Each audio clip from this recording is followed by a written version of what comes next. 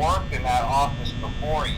I'm finishing up my last week now, as a matter of fact, so I know it can be a bit overwhelming, but I'm here to tell you there's nothing to worry about.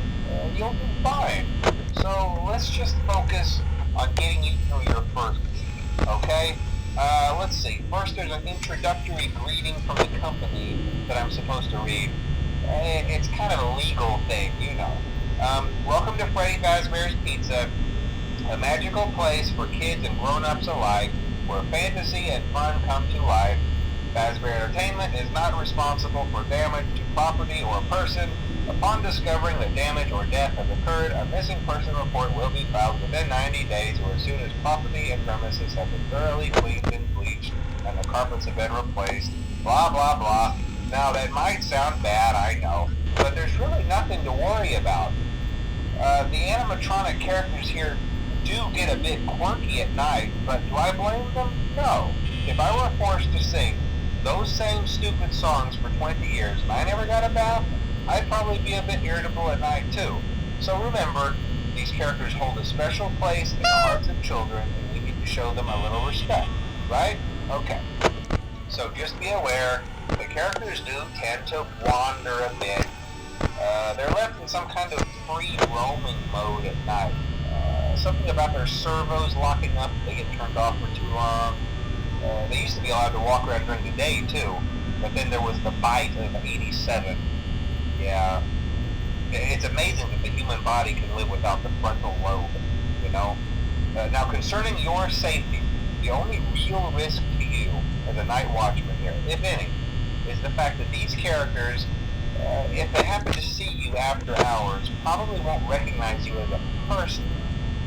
They'll most likely see you as a metal endoskeleton without its costume on.